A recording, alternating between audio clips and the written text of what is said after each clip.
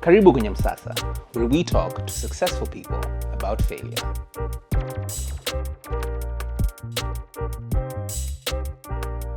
Karibuni tena kwenye episode ya Msasa. And today we have a man of God.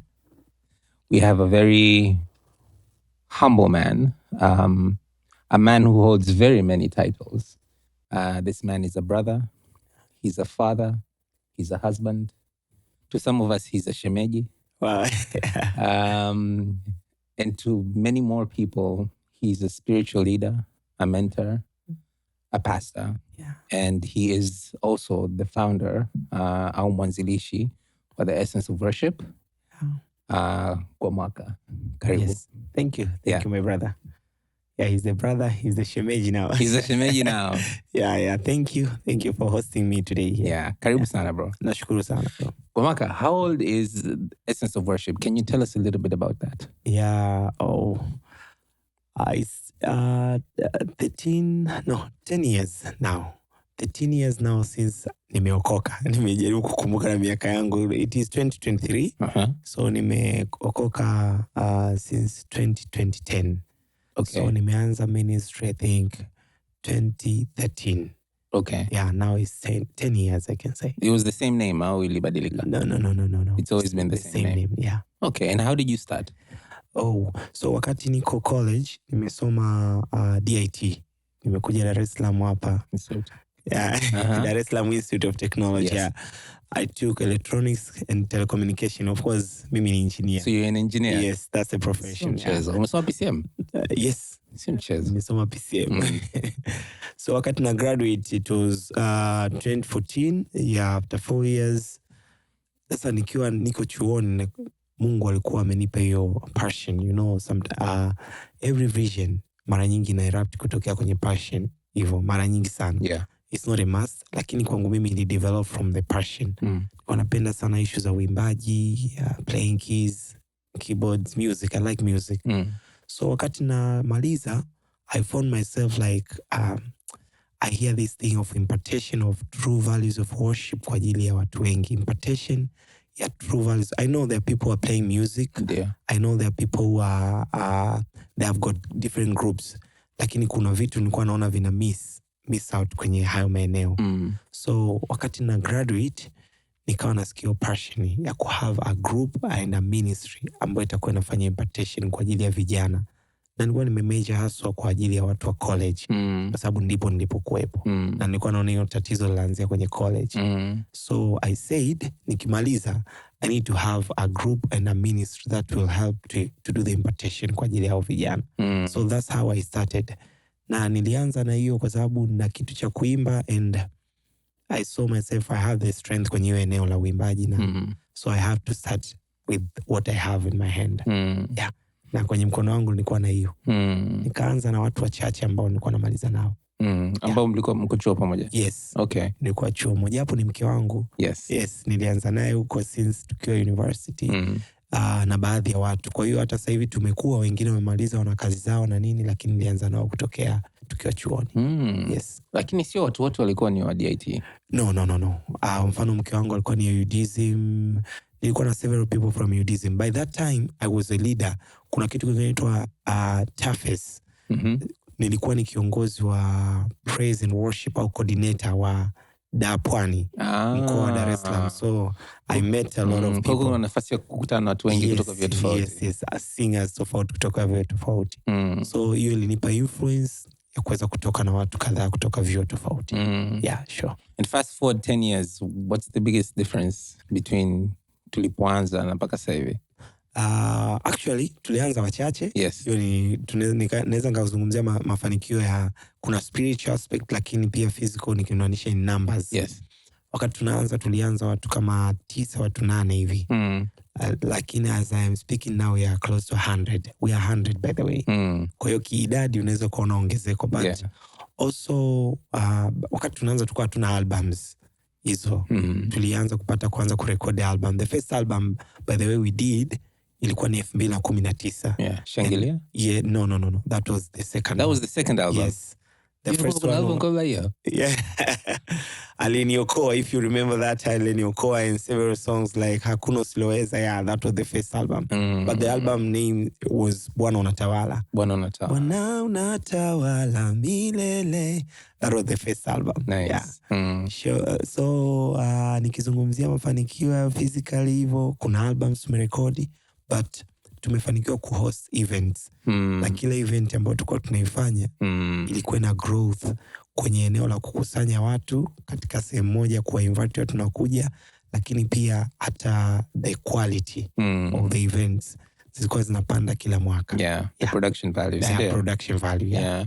So kuna changes nyingi since 2013 up to now. There are a lot of changes. Yeah. And so tumeanza 2013, yes. Album imekuja kutoka 6 years later. Yeah. Unadhani kuna sababu ambayo ilifanya ichukue muda kidogo kuweza kukusanya hiyo nguvu ya kutengeneza whole album? Yeah. How was it because it's a live album? No, I trust in process. I know. Yeah. You know that. I trust in process, and I believe when you take it, it is spiritual. I don't want to say when you take it spiritual, it is spiritual. So when you want to work with the things of the spirit, it is very good to work in due time, in the time that God has ordained it. Yani Mungu ameplan hiyo itokee.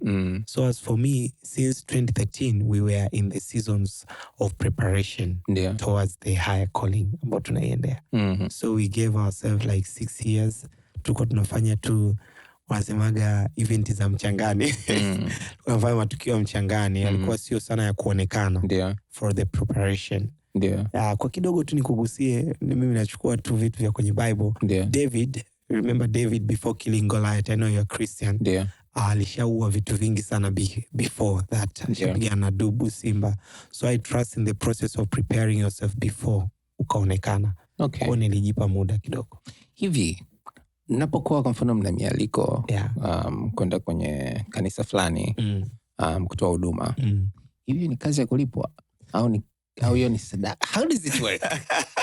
Every time nikienda hivi wachungaji wanapiga show au wanatoa huduma au ni after kuuliza? Yeah, I know that.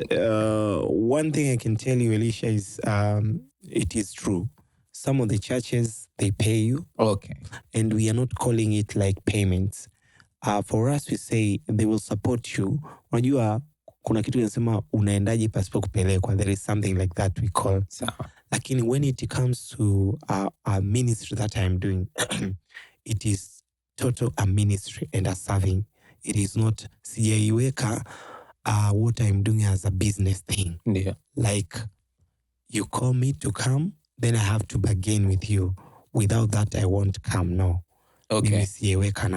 Okay. But through what we are doing, God has been blessing us. Kwa hiyo wao, mara nyingi sisi tunatengeneza mazingira ambayo wao wataona kuna umuhimu. You add value in your life. Yeah. Hiyo nadhani ni principle nzuri sana. There is someone who is watching this has to understand that the more you add value in your life is the more that things they keep open for you. Yeah. Hata from a business angle, the more people you serve, the more value you can generate. Alafu kuna kitu kikubwa, amna kitu cha muhimu kwenye haya maisha kama kutengeneza wanasema a capital of people. Mtaji wa watu. So the more you go to minister to several places, it's the more that you have the capital, good number of people who will come sometime to support you in the areas. Mfano, the last event ambao tumefanya, it was close to 90 million, more than 90 million. Elisha, 90 million collection, 90 million cost to produce. To produce everything. Yes. Actually, it's close to 100 million now. It's a big event. Yes. And it's thousands of people. How many people? Yeah, I think we did this time tuliweka kiingilio. Tulipunguza kwanza idadi ya watu. Nadhani tulikuwa kuna watu zaidi ya 3,000. With that, tulifanyia the Superdome. Yes. So, ukiangalia production ya namna hiyo, kwenye mambo ya kidini, it is very hard to collect money hivyo. Lakini unajua hizo au maswali unaniuliza sasa, tunapoenda unaweza usilipwe lakini umepata mtaji wa watu ambao they come to support you in the production. Mimi naweza nikakwambia nao Elisha, mimi kazi inakuja pale ninapoanza kuproduce na kuziingiza kwenye digital marketing. Digital places, hizi digital stores like iTunes, wapi, YouTube. Now it's time, now we say now this is business because we get something from there. Tuwe wa kweli. Yote anafanya production anajua kwamba you earn something from YouTube. Lakini, yes, we are not taking it as a business kwenda kuhudumu kwenye makanisa ya watu. Kwamba tukienda hiyo ni biashara yetu. Though they bless us. Kabisa wanatupa vitu.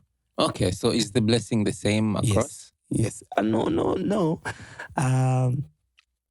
I'll repeat, you keep adding value and trusting God and making sure that you're living the life. Mimi nachokataa tu ni kwamba calling this as a business thing. It is not really a business. Kabisa. Because it's a service. Yes, it's a service. It has to remain like that. Yeah. Okay. Yeah. And you're a full-time pastor. Yes, that's what I'm doing. And a full-time musician. Yes. It's amazing. Yeah. I'm very jealous of you. It's amazing. Yeah, that's true. That's what I'm doing. It's such a blessing. Yeah. Umewahi kuajiriwa? Nimeajiriwa mwaka 1.5 2 years. Mwaka 1.5 nadhani. Ilikuwa ni baada ya chuo au? Yes, baada ya chuo after 1 year nadhani. Chuo umemaliza mwaka gani? Ilikuwa ni 2015. 16 nikakaa sikuwa na nani. 2017 nilifanya kazi. As an electrical engineer? Yes. Dope. Yeah. And then telecommunication engineer. Telecommunications, sorry. Yes. Okay. Huawei kidogo. Yes. Yeah. Okay. Kwa nini hukuendelea na zote mbili? So kutokana na kitu ninachokifanya. Yeah. Sio lazima kuacha kazi alafu na kuimba. Yeah. No. Yeah, sio lazima, yeah. Calling inatofautiana. So kwangu mimi demand imekuwa hivyo. Ili lazima niweze kuacha for things to happen on this side. Yeah. Unaweza ukaona ninasafiri sana. Yeah. Nadhani kwa kipindi hichi ambacho nilikuwa natafutana. Yeah. So kuna kipindi nilikuwa naomba ruhusa sana ofisini. Lakini baadaye nikawa naona it is not practical. Yeah. Every week can you ask for leave kila wiki? Kila wiki.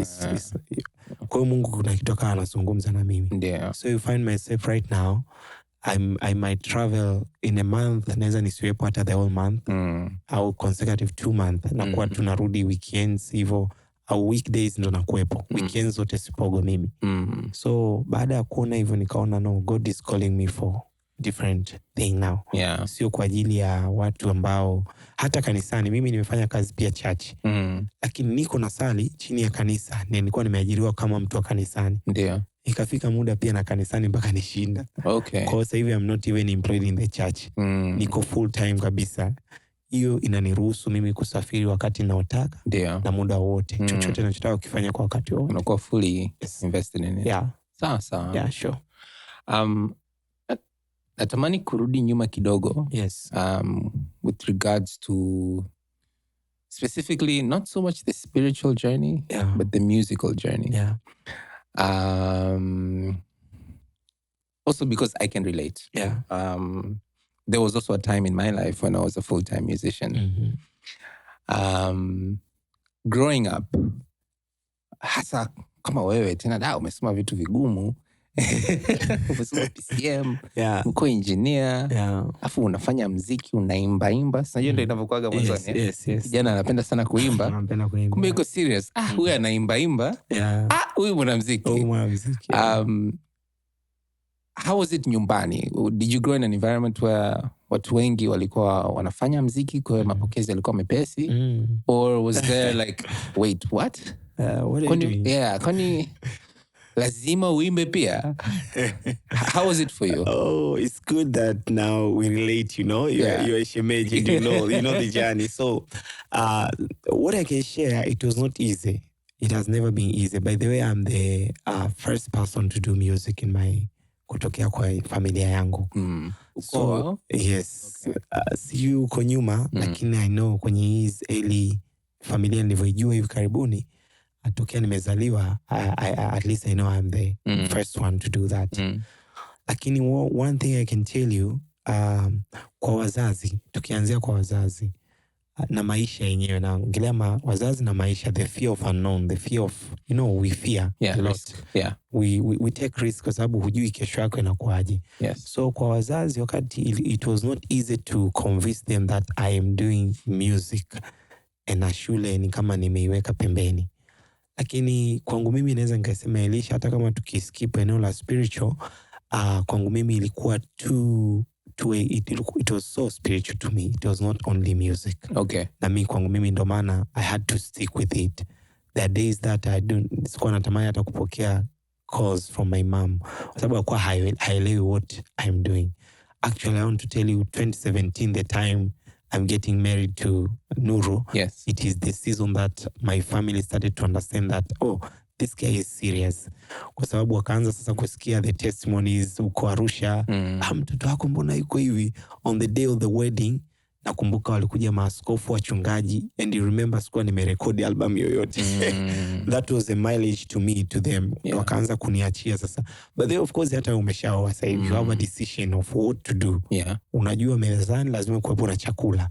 So you know how to plan your life.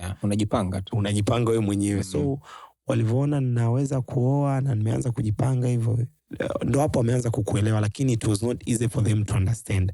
But even to me, haikuwa rahisi sana kukubaliana kwamba muziki unaweza kukusaidia sama. I can tell you, music is what now I am doing, and it is what that makes some things to happen in my life. Through music.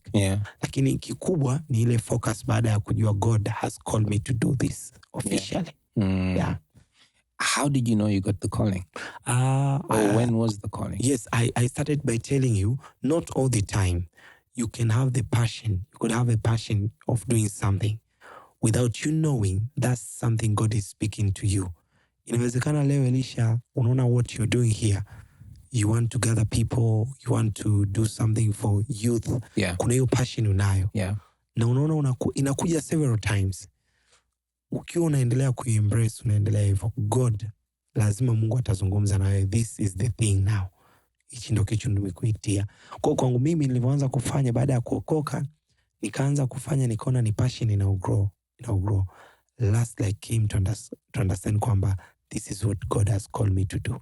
Even now ukiniamsha, najua nimeitwa. Music na pastoring, hizo ni calling ambazo Mungu amenipa. Kabisa. So I have a thing whereby if an idea sticks in my head too many times, I write it down. I write it down so I can forget about it. You can't forget. No, so I can forget about it. So otherwise nabaki akilini kwangu. Kwa naandika ili nisahau. Why? Okay, that's interesting. So naiandika ili nisahau. Even hata tunatengeneza campaigns. Kwenye ulimwengu wetu kuna kitu kinaitwa copywriting. So copywriting ndio yale maneno ambayo yanatumika kwenye tangazo. Packaging maneno machache kufikisha ujumbe mkubwa. Sometimes idea haiji. So what I do is I write it so I can forget about it. If I remember it, I know it's a good idea. So kwa mfano sasa ikija with so I like that. So now I'm thinking maybe it's a calling. Maybe not. I don't know. Lakini nafikiria kwa mfano Msasa ni kitu ambacho tumeanza kukipanga 2020. So we wrote it na kilikuwa kitu Msasa. Kilikuwa kina jina tofauti kabisa. It wasn't even supposed to be a podcast. It was supposed to be a physical thing. Lakini COVID happened. Nini, maisha, kazi, mambo yakawa mengi kidogo.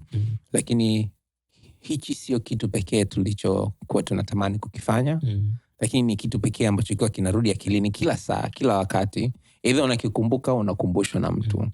So now, based off your explanation, does that fall into something that's a passion? Is it a calling or a purpose? Or is it just something you're meant to do, so you're going to do it now or when the time is right? So the last thing ambao may conclude by saying when the time is right is the good thing too. Na ndo maana uliniuliza why you took 6 years since you started to do the live recordings. Na nikakwambia hiyo ilikuwa ni process ya learning hapo katikati. Lakini let me share kitu kidogo tu ambacho kinaweza kako open up. you wrote this thing 2020. Yeah. Inawezekana haikuwa na jina haikuwa na jina kamili. Yeah. Na inaeleweka. Vision ina tabia kukua. Moja ya tabia, character au attributes za vision, it is growth. Ukiona stagnate, that's not a vision. Hata nilivyoanza 2013 till now, there are several things ambayo nimeviweka. Sasa hivi nina ofisi ambayo ina vyombo na nini. Sikuanza nikiwa naona hivyo vitu. Yeah. A studio, sikuanza nikiwa naona hivyo. Lakini mara nyingi sana kwangu mimi huandika vitu vingi. Sasa vinakuja spiritual kwetu sisi. When you write, hata una apply your principle, lakini vile tu unahisi uko katika ulimwengu wa roho. Lakini kuna level ya spiritual, when some idea is coming, it is not an idea, it is what God is speaking to you. And you are supposed to write. Kwenye Biblia kuna sehemu inaandikwa kwenye Habakuki, inasema andika njozi yako katika kiganja usiweze kuisahau. So writing is the principle that you are doing it, and it's a very good principle. Wewe unaandika ili usahau, lakini kumbe unaandika na ukiandika ujue ndio utaikumbuka vizuri. Kama nzuri. Yes. Kwa sababu nyingi sana zinasahaulika. Zinasahaulika. The way you write, lazima utaimplement.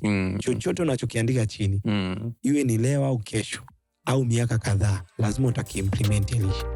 Karibu kwenye Msasa, where we talk to successful people about failure.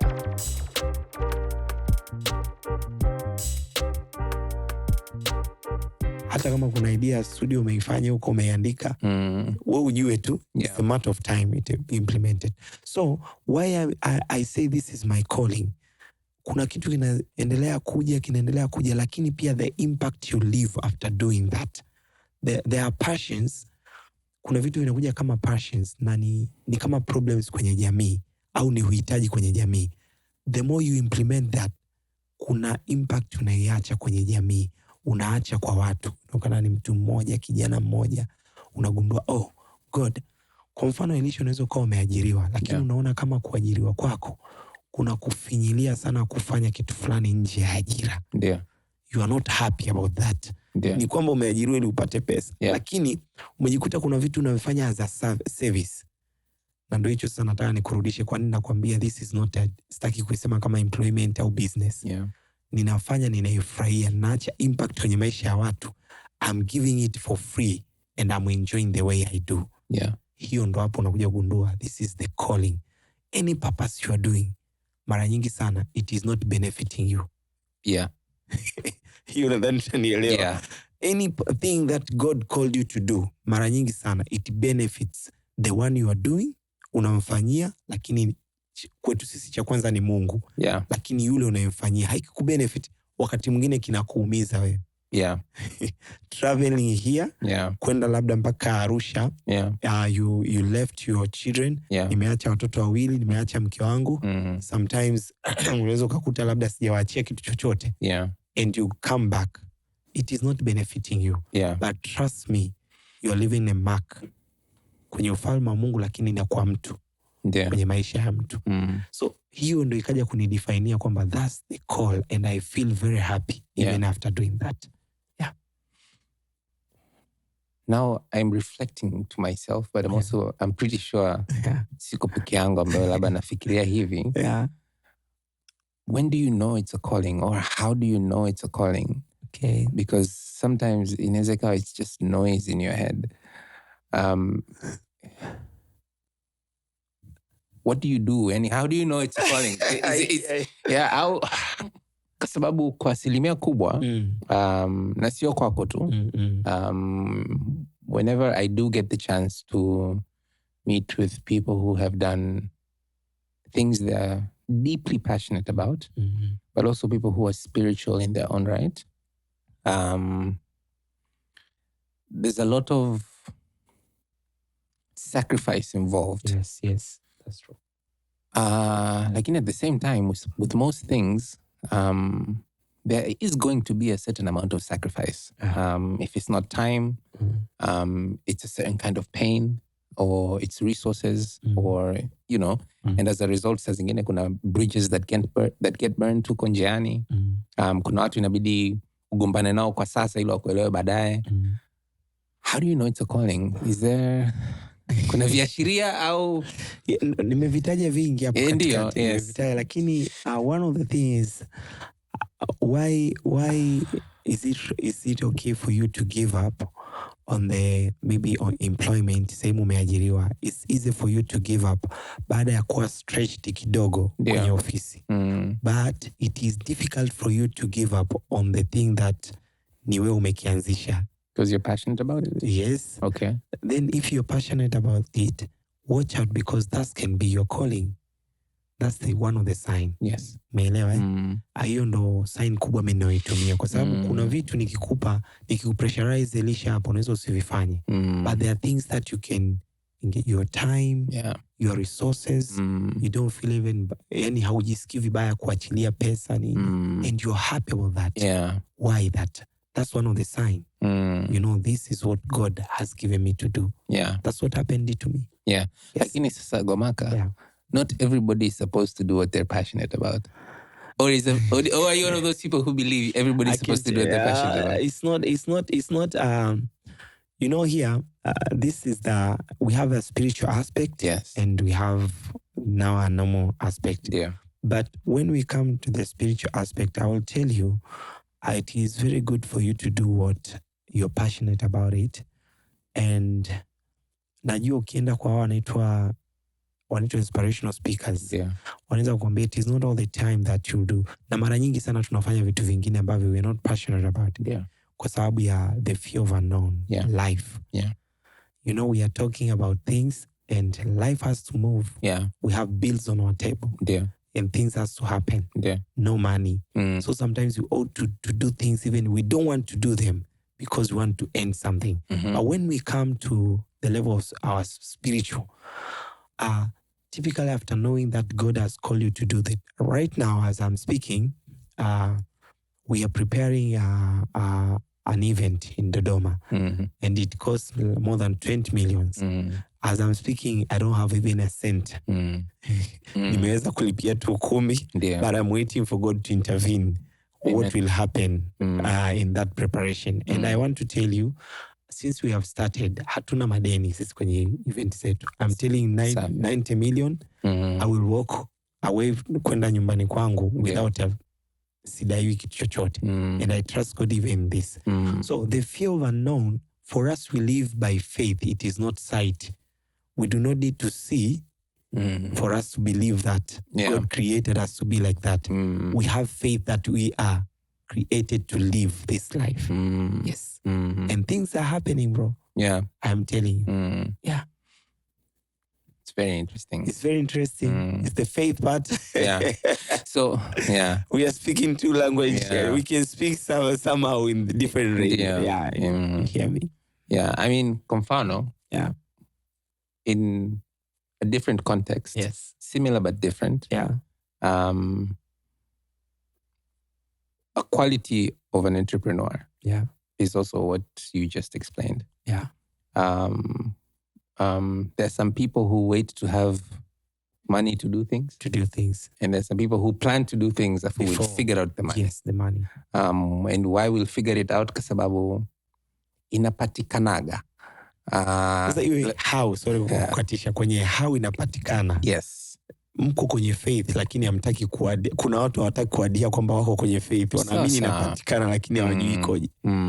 So that's what you're saying, that faith part. That's the intervention. Intervention of faith. Unaamini kwamba let us plan. Everything will be okay. Now everything will be okay. You don't have even the picture. How will it happen? There's where the faith, we apply faith on those issues. It is the same thing in your calling. Maelewa, it is the same thing. It is very bad to do what sometimes is not your passion, kwa sababu unaweza ukaenda kufanya vitu ambavyo they're not good. Inawezekana sio dhambi, but they're not good for you. That's the thing. Things that can kill your soul. That's the thing. So is it safe to assume though, kwamba in order for you to think the way you think, it does have to come from a point of reference.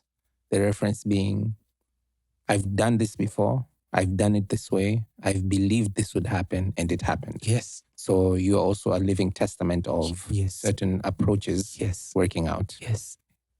And based off that same assumption, there was a time when that wasn't the case. Yes.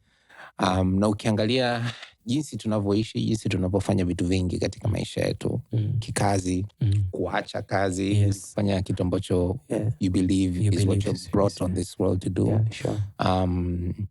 Ndoa. Yeah. Vitu vingi sana. Yes. A lot of us don't even try because we fear judgment. And we fear judgment from failure. Kwamba hivi sasa nisipofanikiwa itakuwaje? Unajua? Yes. Can you share a moment when you had to overcome that fear? As we were starting this, we were sharing about people. Yeah. One of the greatest area ambayo watu wanaignore is having hiyo mtaji wa watu. Inawezekana isiwe watu akawa ni mtu to learn from. Every great person you see, any entrepreneur, any businessman, even in the area as a pastor. Ngoja nikwambie Elisha, hapa tunachokifanya tayari kimeshafanyika. There are people ambao wamesha excel kwenye ile eneo. We need people. Yeah. So as for me, ukitaka ufanikiwe, kuna watu wanachokifanya. Mimi ninachokifanya wenyewe wamekifanya kwa 20 years. Mimi nimekifanya kwa 3 years. Unajua tukisema ni 10 years of ministry, ni kwamba niliandika hiyo 10 years. Lakini literally, I want to assure you, whatever that you see around, it is 5 years. Not more than 5 years. Yeah. Kwa kuna watu wameweza kufanya for more than 10 years. For wewe kuexcel kwenye muda mchache, you need the right people. Upate mtu sahihi to learn from them. Kwa sababu wameshapitia hivi ninavyovipitia mimi. Na hao watakupa faith ya wewe kuamini, watakupa uwezo wa wewe kuamini kwamba I can do this. Kwa sababu watashare na wewe experience za kwao. Upate mtu sahihi, sio wote wanapenda kushare hizo experience. Yeah. Kwamba nilianza hii kampuni, nilifika mahali fulani nibidi nifunge kwa sababu nilikosea kuanza. Yeah. Kwa sababu nilifanya hivi. You sit down with them, they will show you the way. Hiyo grace Mungu alinipa kwangu mimi. Okay. I met pastors ambao wameexcel kwenye ile eneo. Yeah. Kwa hiyo wao wakawa kwa kuangalia na kuwaserve wao. Sometimes nimeenda sehemu ambazo ndio hizo sana rudi. Nimeenda sehemu bure kutumika. Yeah. Kuna makanisa nimetumika bure, nilikuwa naenda na miguu bro. Kabla mimi natembea kabisa kutokea Kinondoni mpaka Upanga. Yeah. Currently wakiniita sasa hivi bro, hawezi wakaniita the same. Yeah. They have something. Kwa sababu nimesha add value. Yeah. Lakini hao watu walitumika kunionyesha njia. Kwamba Gwamaka ukitumia hii njia, you will fail. Ukiacha kazi, alafu ukasema uendelee na ministry, kuna vitu. Mimi nilivyoacha kazi, sikuingia direct kwenye full time ministry. Nilivyoacha kazi, niliendelea kufanya kazi kanisani. Ndio. Kanisani nilikuwa nalipwa mshahara. Ndio, nakumbuka. Unakumbuka hiyo? So, nimefanya hivyo for 5 years. Right now I'm telling you, niko hivi. Yeah. It is not true kwamba kwa mwezi sina hela inayoingia. Ndio. Kwa sababu na vitu kuna tayari nimesha set things. Ndio. Kwa hiyo tuseme tu kwamba nimeacha, this is my full time. Now I'm not living depending on mialiko. Ndio. So I am sure even nisipoalikwa kwa mwezi, I'm sure there is something that is coming on my table. Ndio. That's the trust. Kwa kuna watu ambao nilikutana nao wakanionyesha njia. So nikizungumzia tu kwa haraka, so you need right people who will show you. They will tell you the experience that you won't fail the way they failed. Yeah. Okay, is there any particular person you can think of? One of them, I have Pastor Safari. You know, one of the guy, Dr. Piana. I have another guy now anaishi Marekani, anaitwa, is the music craze man. Anaitwa Pastor Sam Mwangati. He's one of the people ambao siwezi kwa sahau. Kama umekaa Arusha, you remember New Life Band? Yes. There are people there. Na mmoja alikuwa anaitwa Bednego. Yeye amekuwa na kikundi kwa muda mrefu hivyo. Huwezi ukaignore. One of the thing youth wanakosea ni kuignore legends, bro. Yes. You cannot ignore legends hata kama hawaja excel to your level. You cannot ignore legends. Kwa hiyo hao ni wachache. Sasa hao legends hao mara nyingi wako busy. How do you make somebody who has a lot going on already for themselves by themselves Okay. give attention to you? Akawa meaningful to you. Kwa sababu unaweza kuta kuna mwingine anaenda hapati hiyo mentorship, mwingine anaipata hiyo mentorship. Kuna strategies, can you give me like 3 things ambazo mtu anaweza, ukienda kwa njia hizi na hizi, you're likely to get support than otherwise? One of them is serving them. Serving them how? Serving them like working under them. Yes. Giving your time for them. Is that what you did? Yes, I did that. I serve a group called Next Level. Yeah. For at least, I think, 7 years. How did you serve? I serve for free. Sikuwa naenda pale kutafuta. Kuna watu walikuwa wanalipwa sometimes. Yeah. But as for me, I was giving myself. Unajua kuna namna, mfano wewe. Yeah. We si CEO wa kampuni bwana. Yeah. Hapa unaweza kuwa na wafanyakazi kadhaa. Yeah. But there are people who really they work. You don't give money, you don't do anything for wakati unaanza. Yeah. But they come to you. Yeah. Sometimes they use their resources.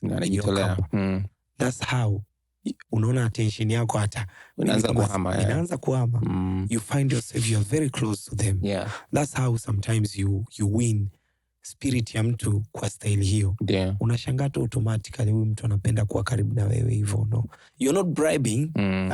It's some sort of bribing, but you're not bribing. You're trying to create that attention. Closely anaanza ku-open up. One of the hata kwa Mungu, bro, the more you keep serving God with all your heart without kuangalia hivyo, the attention of God. Mimi nikikwambia the way God is taking care of my family, there are seasons I can give you testimonies. It's very hard for you to, naweza kukwambia tu bro, mtu anaweza kuja tu anashangaa in your account, can I deposit maybe 10 million? It happens, I tell you. So God will create an attention the more you keep serving him with your whole heart. It is the same way to people. Wow. Hiyo mimi ndo niliotumia, lakini nyingine sasa unajua unaongea na mtu pia spiritual, I'm a pastor, so sometimes you pray, God give me people who will help me to grow in these areas. So they bring you. Last week tulikuwa tuko kwenye gathering ya international gathering. Tulikuwa Nairobi. It was a very great gathering kwa sababu ilikuwa na mantles kubwa hata sana duniani. Kuna apostle anaitwa Joshua Selman. These are great mantles in the world. Yeah. So when you unaingia kwenye conference kama hizo, kuna vitu unavipata. They will teach you their failures. Watakwambia do not try this kwa sababu they failed after doing that. For you it is very easy to excel. Yeah, it's a blessing. Yeah. Sure. Okay, so basically nachosikia is kuwa tayari kujitolea. Yes. Lakini ukijitolea ujitolee mazima. Yeah. Yani you go all in. Yes. And you should pray. Yeah. So excluding kwamba you need people. And you need people. You need people. Right people. Sure. Yeah. Do you have a mentor? I actually don't. Yeah. So whatever that you want to excel to, I can share to you that it is not a new thing. There are people who did that and they have excelled. Yeah. Ni kama inaonekana ni it's a new thing, but it's not. But it's not really. Yeah. Yes. I'm a firm believer in people who have mentors doing better because they have mentors. Yes. Even role models, anything role that you're models, doing. So I have role models. Yeah, I don't have mentors. I haven't had the chance kukutana na mtu ambaye either amepita njia ambazo natamani nipite. Yes. Sio kwamba wapo sijakutana naye tu. Au kukutana naye kwa mazingira ambayo yeye anayo hiyo nafasi. Sasa zingine mimi ndo sina hiyo nafasi. Yeah, that's true. Yeah. So, nataka nikuulize swali tofauti kidogo. Running the ministry, as much as it is a calling, it's an institution. Yeah, it's an institution. And because it is an institution, whether or not it's for profit or not, lazima kuwa kuna structures fulani ambazo zimejengeka. Yes, that's true. Ili kwa mfano sasa ukiwa ukisafiri afu kila kitu kinafungwa. And you shared with me that you wanted to start like a music academy as well. Yes, that's true. So in the last 10 years, what are you a believer of? Are you one of those people who think you should put all your eggs in one basket and focus? Or should you diversify so that you can make sure kuna sustainability. You have to do the second one now. Diversify. Yes. Why? It is very hard to do. To be true, money is not the last answer. No. But you need. Never tutaongea money is fuel. Yes. Kwa sababu kama huna mafuta. Yeah, it's very hard to do. Huwezi kutoka point A. Now, as I was defining this is not a business. Yes. To make sure that it won't be a business. Yes. You have to have different exits. Yani lazima uwe na maanisha different ways. Yeah, different channels. To make that. Yeah. Of course, zote lazima zita rely based on what you do. Yeah. Kwa mfano nikisema college, you expect the college sio wanafunzi wanakuja kusoma bure. Sindio? That is coming to the business. Yeah. You are talking about the studio. Yeah. Now we have the area that people will be coming. Na sio will be coming, watu wanakuja kufanya mazoezi. Yeah. They will pay per hour. Yeah. Umeinvest like rehearsal sessions. Yes, rehearsal sessions. Mm-hmm. So hiyo ni channel mojawapo. Yeah. Bado haijaanza kulipa kwenye hiyo level tunataka. Yeah. We keep investing kwa sababu tunataka tuendelee ku add value. Yeah. So you have different business. We think of different channels. Yeah. As for me now, we want to make sure that the digital souls, they are working well. Yeah. Ni one of the area. Yeah. Yes. Hiyo ikikaa vizuri, you know that, bro. Yeah. Ikikaa vizuri, it is very unalala, unaamka muda unaotaka. Yeah. You know monthly something is coming. Yeah. So the more you do the production, you add value in your production. Yeah. Yes. So una major kwenye vile vitu. Mungu amekupa uwezo wa kuandika music. So you have to make sure that you write good music, you produce it well, then you share kwenye digital stores. Then it becomes one of the source of the income. Hicho ndo kitu pia ambacho naangalia. So we have different channels. Yeah. Ni kweli hufanyi kazi ya kujiriwa, but you have things ambavyo. Yeah. Mimi I'm one of those people ambao I'm thinking of different channels. Yeah. Ili tu nisije nikafikia. Yeah. Niona kwamba na huyu jamaa anategemea tu akienda kwenye kanisa fulani awapige mzinga. No. Karibu kwenye Msasa, where we talk to successful people about failure.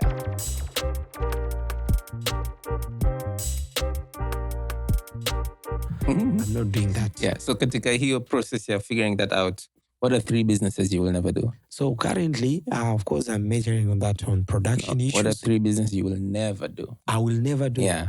You know them. Not as in, but within, kwa sababu unakuta sometimes. Whatever that is not glorifying God in anyhow, I want to do that. Okay, that's one. Yes. What are 2 other businesses you will never do? Zote zimefall up. Whatever that does not give God glory, I make sure that God is glorified in whatever that I'm doing. All right. Let me paraphrase the question. Yeah. So I wasn't thinking about it in the context of who you are and how it can affect your image and your values and beliefs. Bali, unajua kwa mfano kwenye shughuli unazozifanya kwa sasa. Kuna vitu vingi sana unaweza kuvifanya. Haimaanishi uvifanye vyote. Yes. Si ndio? Yes. Yeah, you could do rentals, sio lazima. Yes. You could do production, sio lazima. Sio lazima. You could start a radio. Yes. Sio lazima lakini. Yes. Unajua? Yeah. So kwenye vile vitu ambavyo unaviona tayari ambavyo hivi lazima nivifanye, vina make sense, I can do them well. Na kuna hivi ambavyo nimeviona kwa hii njia niliyopita hii miaka 10. Huku sitaki kwenda. Okay. I hear you. One of the biggest, it is, I am not supposed to commercialize my ministry, of which watu wame-commercialize.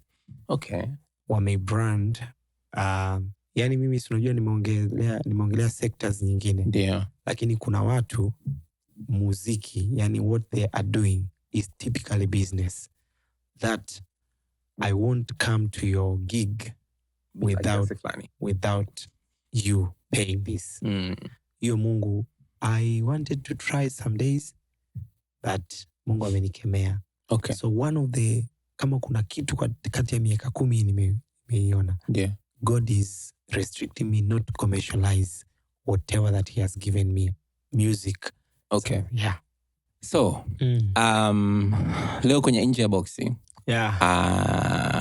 I want to talk to you about event organizing. Now, more specifically, organizing of concerts. And these can be the concerts like the ones you do, but just concerts in general. An event is an event. It's a project. Ina mwanzo na mwisho, ina mipangilio yake. And principles that you live by, ambazo zinaweza zikawa zinasaidia kuhakikisha you have success with the events. Kwanza, but before that, have you ever had a bad event? Yes. Yes? Yes. Can you tell me about that before we jump into this? 2017, I was doing the launching of the audio. The first album? Yes, the first album. It was the audio now. That was, can I call it bad in terms even of preparation? Maandalizi and execution yake. Ila sasa kuingine kwenye spiritual area pia hata hatukuwa na ile connection nzuri na kimungu. Yani haikuwa, it was not an event that, kama kuna mtu ataniuliza, I'll speak about that event. Haikuwa sawa kwangu mimi. Haikuwa sawa kivipi? Yeah. Siku meet, okay, unajua ukiwa na event, kuna target tunakuwa nazo. Siku meet the target. Yes. Okay. Yeah. Na hiyo event ilisaidia kulikuwa kuna mafunzo kutokana nayo ambayo. Yes. Yeah? Yes. Okay. Yes, of course. So we can start with the don'ts, so that we end on a positive note. Okay? Yeah. So that we end with positive. Let's start with the bad ones. So kwa mfano, looking back, what was one of the don'ts ambazo you're like, hapa hii haikufanyika sawa? Nilifanya kwa mazoea, sikuwa na preparation nzuri kwenye eneo la finance. Okay. Lakini pia hata venue yenyewe nilikuwa nimeichagua, nilifanya kwa mazoea kwa sababu kuna watu wamekuwa wakifanya. Nilifanyia sisi Upanga. Ni venue ambayo inaingiza watu wengi.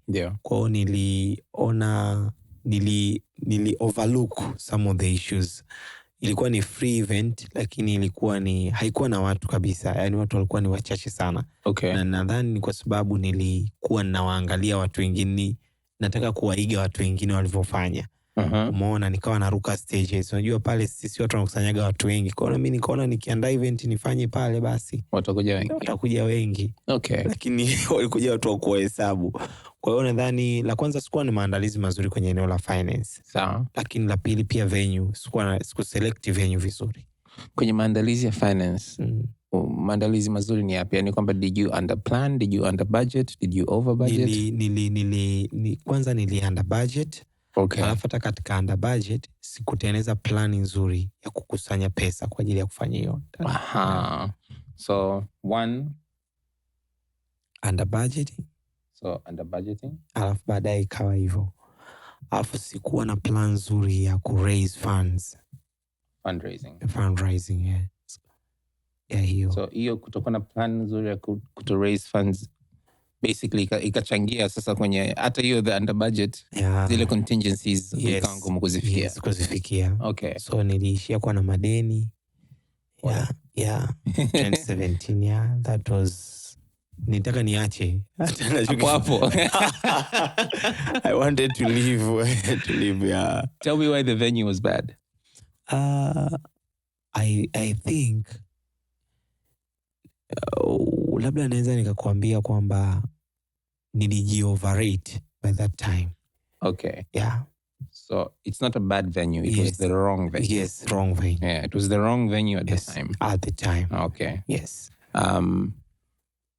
Kwa sababu ulikuwa unategemea watu kiasi gani? Kwani watu aje? Yani sikuwa najua idadi ya watu. Kwanza hiyo, by that time nilikuwa sijui hata nataka watu wangapi. Hiyo nataka watu wangapi nimekuja kujua sijui event ya. Sasa unapangisha viti, au ulikuwa mna viti? Viti vipo fixed. Kwa hiyo hata I don't know. Sikuwa najua hata nahitaji watu wangapi. Sikuwa nafahamu. Nadhani ilikuwa ndo events za kwanza ambazo nilikuwa nimeshafanya events. Lakini zile za mchangani, sasa zile kubwa, hiyo ndo ya kwanza. Ilikuwa ya kwanza. Yes. Kwa experience pia. Yes, experience. Yes, kwa na hizi. Na kwenye team hakukuwa na mtu mwenye experience ya kufanya event kama hiyo. Kabisa, yani hapakuwa na mtu. Okay. Yeah. Sawa. Experience. Na promotion? Na hiyo area pia muamala muamala. Kwa hiyo niliishia kutangaza kwenye Instagram zangu. Ndio. Kwenye social media tuna wanafunzi. Kwa hiyo siku invest kwenye matangazo aina yoyote. Hukufanya matangazo kama matangazo? Hapana, sikufanya. Sikufanya. Kwa nini? Pesa. Unajua sasa hivi si wachukuli poa, ila sasa hivi kidogo. Yeah. Unajua naweza nikaenda sehemu wengine wananiita wao. Yeah. Tunafanana kwa sababu nawapa content nawapa content na wenyewe wananipa nafasi. Kwa hiyo sasa hivi naweza nikaitwa kwenye interviews sio kwa Wasafi, sehemu hizo kirahisi. Ndio. Zamani bila pesa inabidi inakuwa ngumu kidogo. Kwa sababu si hawanifahamu ndugu yangu. By that time nilikuwa no value. Yes, kidogo sasa hivi napata hiyo nafasi. Okay, na team ya kipindi kile ni sana team ya sasa hivi? No. Tulikuwa wachache. Nadhani tulikuwa 10 na tulikuwa tunafika 20. Sidhani kama tulikuwa tufikia hata 20. Watu 20 wana plan event moja? Unamaanisha timu ya planning? Ya planning. Okay. Hiyo ni kitu kingine. Sikuwa na planning team. Kwa kila kitu ilikuwa ni wewe. Mimi na mke wangu. Yani tulikuwa tuna leaders wachache. Yes. Lakini mostly ilikuwa sio planning. Mimi mwenyewe ndo nilikuwa nafanya. What about the content? The music ilikuwa, lakini pia umekuja kwenye sehemu nzuri. Pia content ilikuwa iko down niseme. Hata sisi kwetu sisi preparation ya content, the way we execute, ndio maana nimesema the way we executed that it was below the standard.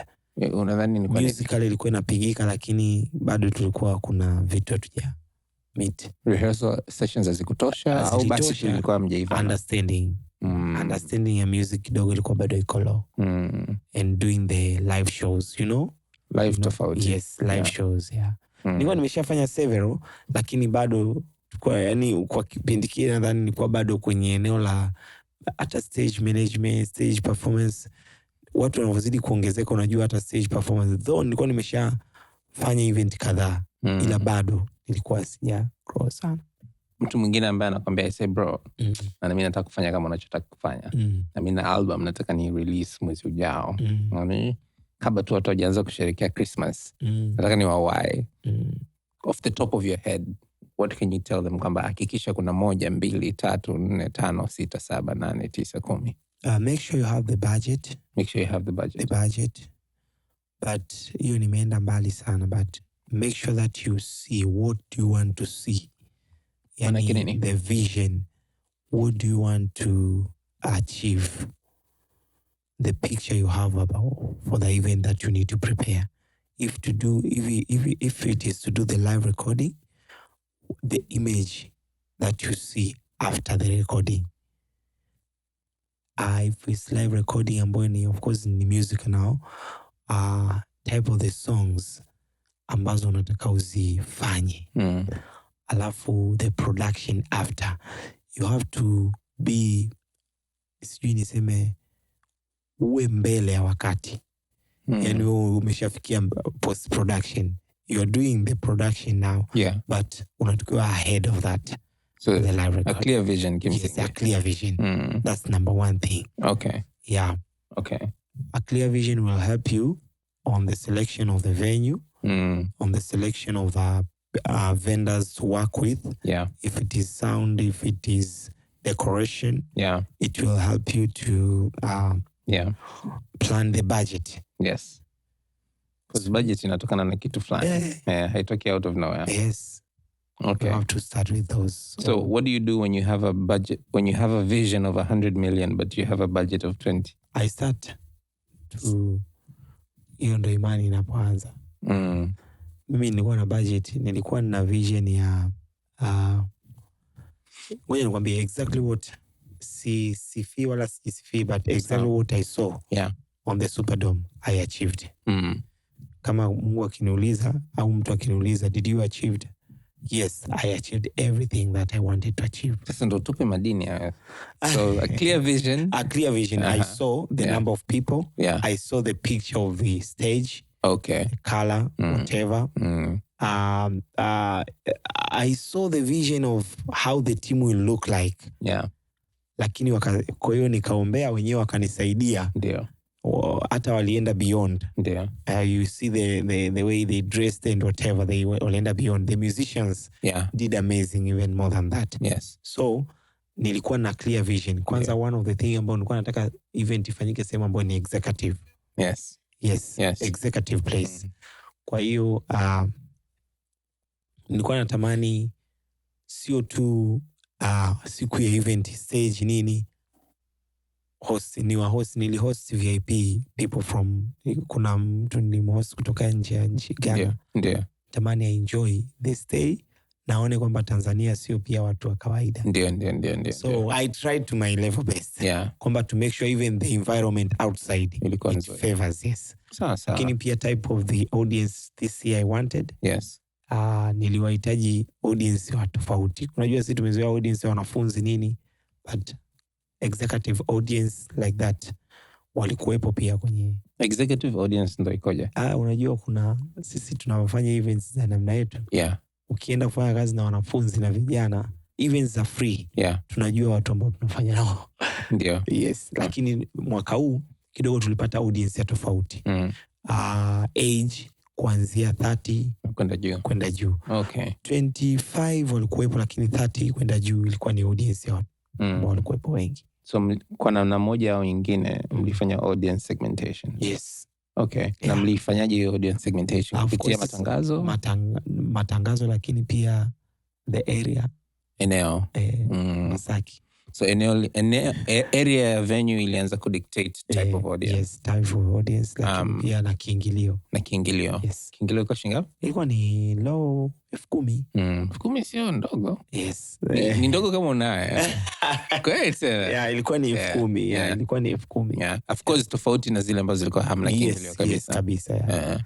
Nadhani ingekuwa hamna kiingilio ingekuwa tofauti sana. How was the experience promoting the third event tofauti na huko? In terms of promotion sasa. By the grace of God it was easy. Okay. I tell you, hata nilikuwa naogopa kwenda kwenye radios na nini. Why? Hatukutangaza hata redioni.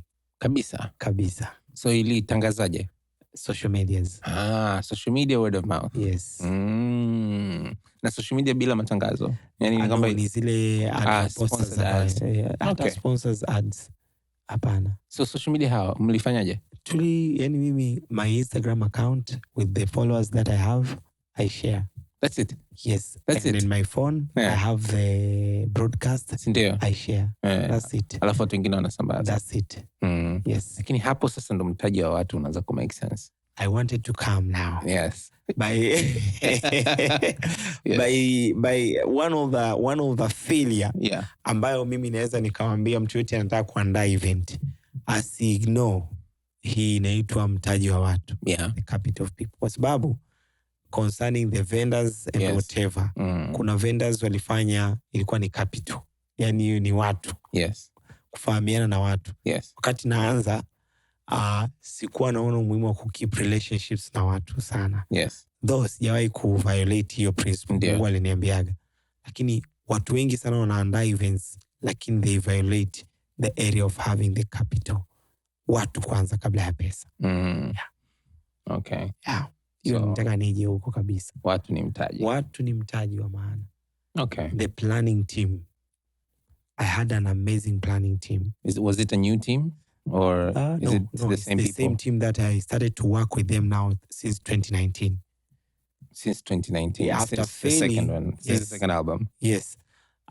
Literally it was the first live recording. The first live recording. Ndio ile yenye Shangilia? Yenye Bwana Unatawala. Shangilia, that's the second one, 2021.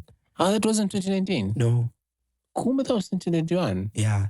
It feels like 2019. Basi nimeangalia video nyingi mnashangaya. Shangilia it was 2021. 2021. So the 2019 team is the team ambayo umekuwa unaenda nayo going forward. Okay. What was different about the team? Karibu kwenye Msasa, where we talk to successful people about failure.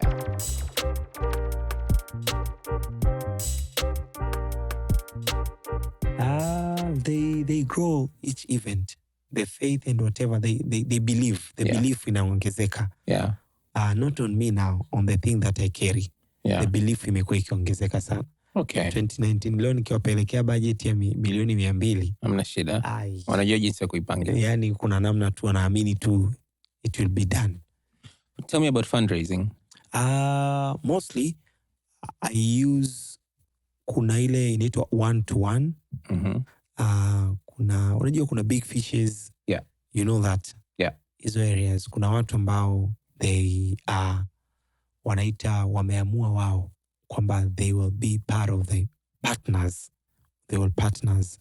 Kwa mfano mwaka huu tuliandaa kitu inaitwa partners gathering. Okay. So we brought people together. Wengi wakatoa. So mlifanya like a fundraising event? Yes. Yes, tuliita partners. Hatukuita hiyo fundraising, lakini yes. That's how it is. Yeah, that's what it so is. Tuli nadhani nilipatika kama 25 million to 25 million. Mlifanyaje? Tuligather people tunawafahamu, our friends, like you Elisha, nadhani kupata muda tu. Lakini tuligather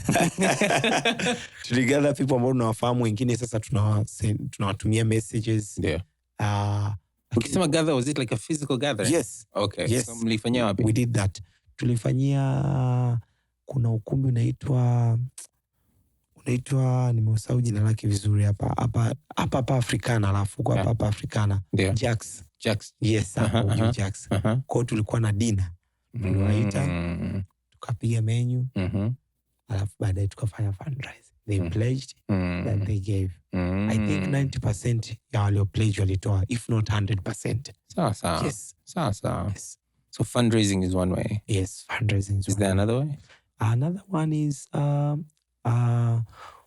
kuna fundraising, lakini kuna kushare na watu ile 101. Yeah. Kwamba you see someone that.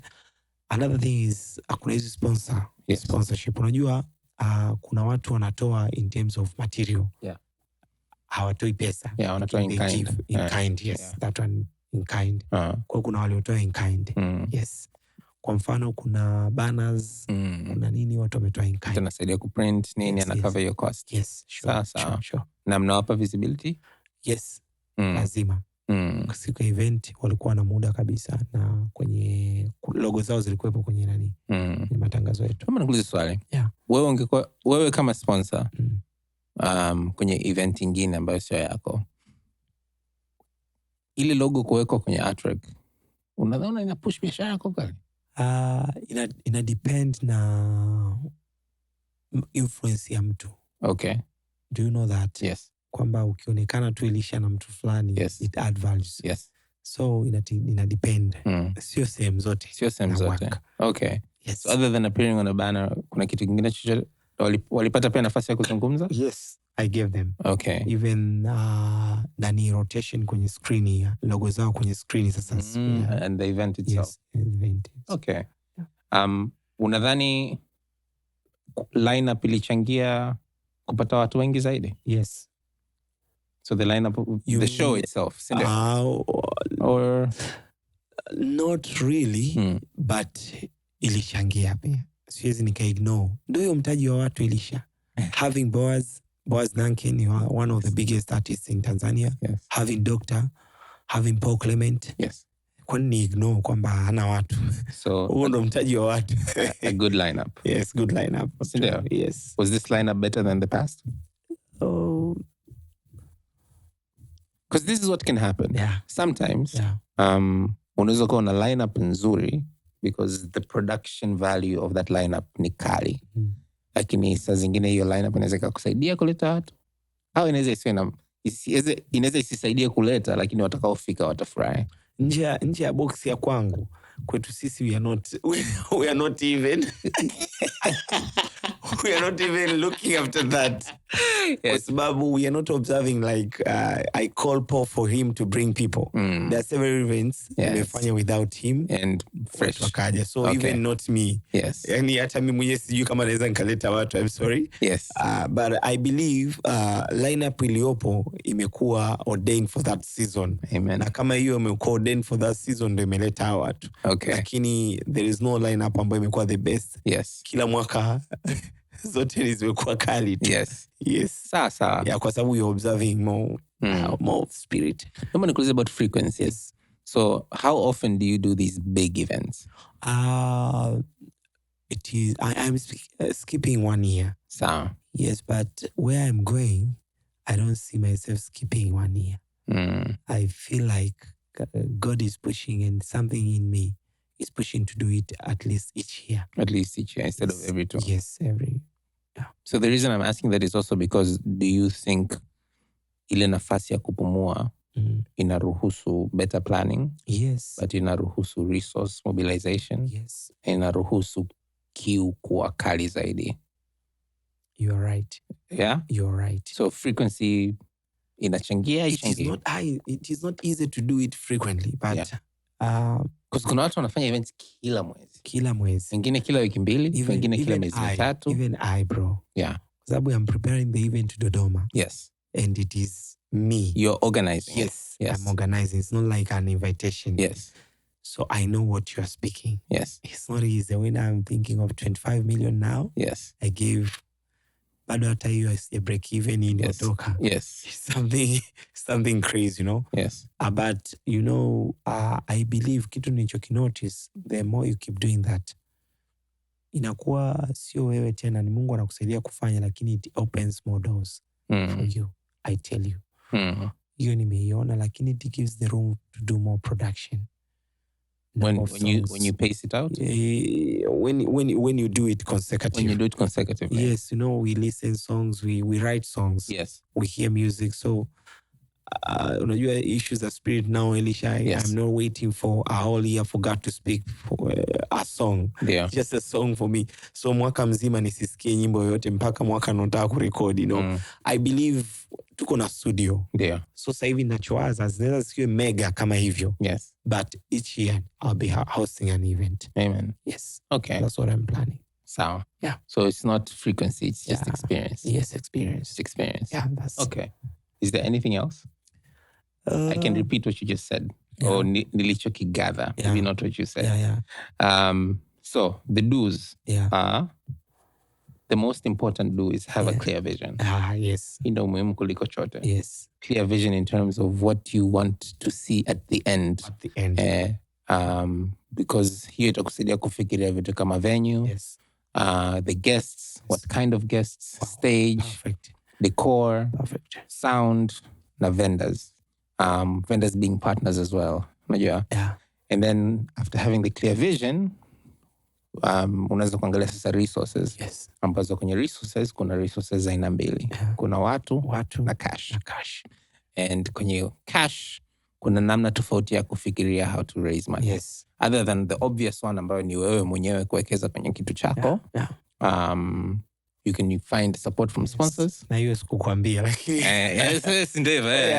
Ni wewe mwenyewe unaangalia sasa unaanzia wapi. Yes. Sasa ukiitisha kamati ya mchango wa harusi. Unaulizwa my friend. Wewe pledge yako ya kwanza. How much do you have? Wewe unatoa ngapi sasa? Yes. Yeah, that's true. So other than yourself, sponsors of course, but you can also do fundraising. I think a lot of people, especially in mainstream, don't do fundraising. Okay, kabla hujamalizia hapo, nimekumbuka kwenye don't do's. Unaweza ukaiadi. Kuna watu wanaandika sponsors are invited. You are preparing the event, then you write on your banner sponsors are invited. Don't do that. Why? You have to follow. For me, mi naona you need a sponsor. You need sponsors yourself. Yes. You don't need to write that one. I think kama ni influence unayo. Yes. They will come even without you asking them. Yeah. Lakini mi nadhani sasa na kwenye upande wetu wa gospel kama unaniangalia, you need to go kama utafuta sponsors kwa sababu ukisema they are invited, mi kwangu mimi nashauri kama wanasema kizuri kinajiuza, kibaya kinajitembeza. Yes. Ukiweka distro pale hata bila kuandika sponsors are invited, ili mradi kinafahamika, people will come. I believe that there are days in my ministry sponsors will flow. Yes. Hata wale ambao wanasema to sponsor kind of this event, they will come to sponsor. Amen. Hiyo. Sasa hiyo mimi ndo kwa kwenye don't do's, don't write sponsors are invited. Either invite them or don't. Invite them or don't. So can I say that don't undersell yourself? Undersell yourself. Okay. Unajua kwenye ulimwengu wa marketing ungetisha mshikaji wangu. Kweli tena. Kitu kingine, audience segmentation, meaning sio kubagua, but know your audience. Know your audience. Know your audience. Yes. Yeah, kwamba na hiyo inakuwa part of the vision, si ndio? And then the promotion matters. Yeah. And hakuna formula. Sio lazima ufanye radio na nini. Yes. Si ndio? Yeah. Word of mouth inasaidia. Yes. Again, people. Na hiyo inategemeana na type of the audience. How so? Kwa sababu kama umesegment the audience unawafikia, kuna namna utatumia mfumo fulani kama ni kusponsor hata your ads. Yes. Sawa. Umeelewa? Yeah. So knowing your audience also affects planning, it affects promotion. Yes, Ndio? promotions. Yeah. Sawa. Yeah. Have a good team. Yes, have a good team. Have a good lineup. Yeah. And you can't fight experience. Yeah. Sindio? Yes. Or you can't beat experience. Yes, you Uzoefu ni uzoefu tu. Is there anything else that people should consider before they think about doing an event? Of course, nadhani tumea terms mengi, lakini all of that you do not plan, you plan to fail. No, sio. Okay, if you are not planning to plan, yani you're planning to fail. Yeah. Yes. So you have to plan. You have to plan. What is that? If I had to put it. Ndio hiyo sasa ukizi generalize zote hizo. Planning ndio hivyo vitu. Unaviweka sasa kwenye plans ndio hizo channels. Okay. Yes. Okay. Yeah. So just have a good plan. Have a good plan. That's the thing. Kuna kitu ulisema mwanzoni when you were speaking about the plan. Kuna kitu ulisema mwanzoni when you were speaking about the first event. Ambao ulisema you overestimated yourself. Yes. Is that something you should... How can we use that same lesson kwenye vitu vya kuzingatia when you're planning? Work with, of course, sasa faith ina outsmart. Faith inatukwambia tuende. Lakini spiritually speaking, bro. Yeah. When you sit, when you pray, God, Mungu anatuona sisi ni wakubwa. Lakini there are times that you can define yourself with your level. That at this level, I am sure that I can manage to do this. Yes. Na be flexible. Wakati mwingine unajiona you are doing things katika vitu vikubwa, lakini as the days goes, unashindwa kuwa na flexibility ya kuchange kwamba now maybe I can work with this. Kwenye hii level sasa hivi labda siwezi kufikia. Let me work with this one. Okay. Or be flexible. When you see, it is not like you underrate yourself, but see the reality. Usiogope kuface the reality. And be flexible to go with it. Okay. Yeah. So napata vitu vile. Yeah. One, be realistic. Be realistic. It's not bad to dream, but be realistic. Yes. And then be flexible. Be flexible. Be flexible to what? The vision, or flexible to the execution of the vision? The execution, not to the vision. Execution of the vision. Execution of the vision, Not the vision. So the vision has to stay the same. Yeah. Sawa. Yeah. No maana nisema, one of the good thing about the vision, it grows. It grows. Yes. Eventually. Yes, eventually. Wow. Gwamaka. Yeah. Thank you so much. Thank you. Thank you for your time. Thank you. Umetupa Msasa. Thank you. Na mimi nikikuwa nataka niwe kama wewe. Thank you so much. Thank you so much. Karibu kwenye Msasa, where we talk to successful people about failure.